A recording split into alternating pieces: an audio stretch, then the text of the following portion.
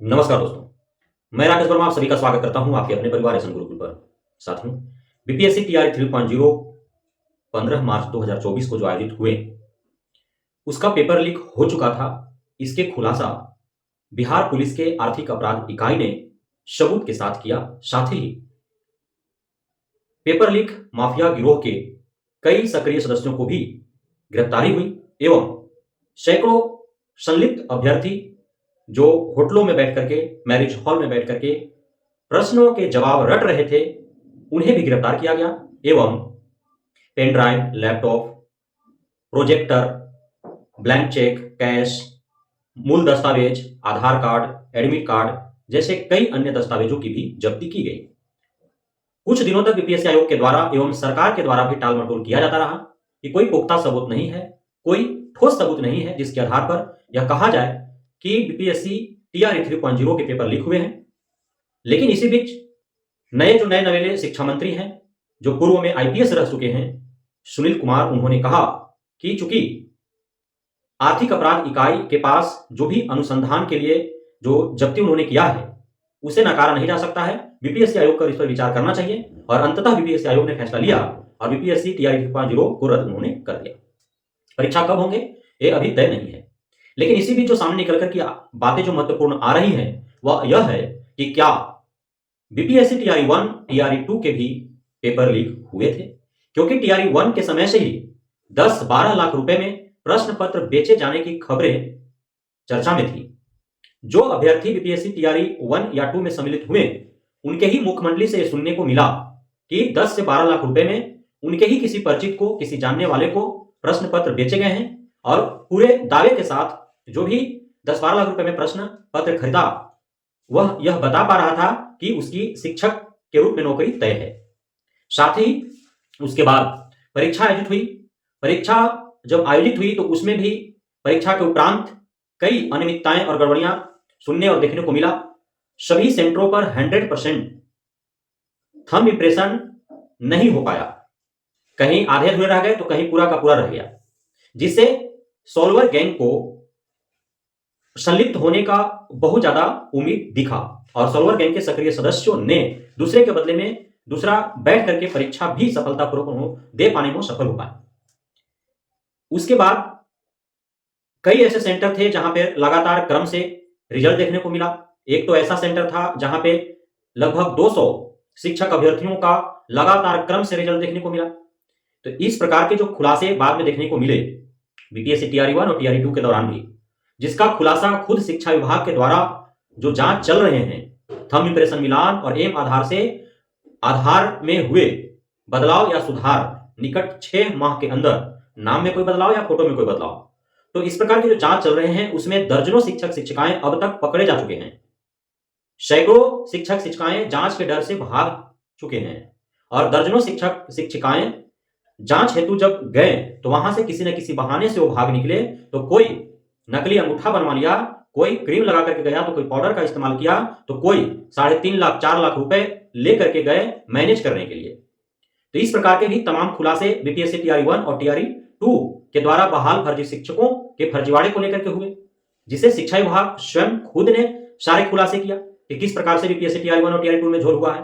तो संदेह होना लाजमी है कि बीपीएससी टीआरई 3.0 में जिस प्रकार से पेपर लीक हुए, इतने व्यापक स्तर पर अभ्यर्थियों की गिरफ्तारी हुई और सोल्वर गैंग के सक्रिय सदस्य पकड़े गए, पेपर लीक माफिया पकड़ा गया, उसके सहयोगी पकड़े गए। तो जब इतने टीआरई 1 टीआरई 2 में धांधली हुए हैं, जो पकड़े जा रहे हैं, अब तक जांच हो रहे हैं जिसमें पकड़े जा रहे हैं, तो क्या इसी आधार पर टीआरई 1 टीआरई 2 में भी कदाचार नहीं हुए हैं? क्या सोल्वर गैंग उसमें सक्रिय नहीं रहे हैं? क्या पेपर लीक नहीं हुआ है? भले ही आंशिक तौर पर ही हुए हों, जिसका खुलासा व्यापक स्तर पर नहीं हुआ टीआरई 3.0 के जैसा, लेकिन कहीं ना कहीं इसका तार वहां तक जुड़ रहे हैं।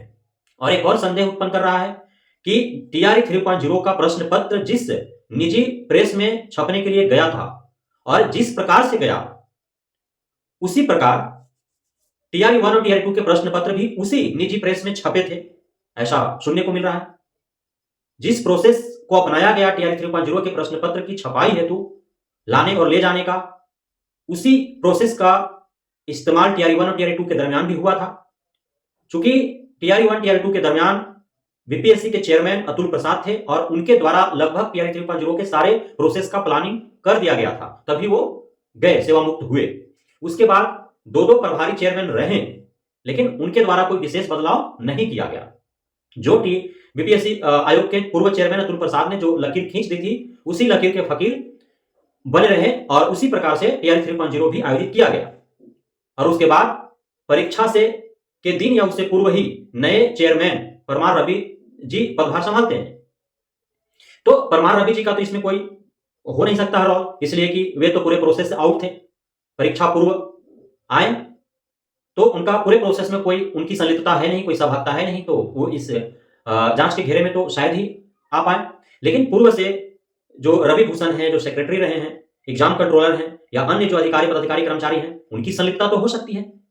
और यदि पूरे ईमानदारी से सख्ती से जांच हो तो शायद ऐसा उम्मीद किया जा सकता है, जिस प्रकार से टीआरई 1 और टीआरई 2 के दरमियान भी हो हल्ला था, निकल करके आवाजें आ रही थी कि 10-12 लाख रुपए में प्रश्न पत्र बेचे गए हैं।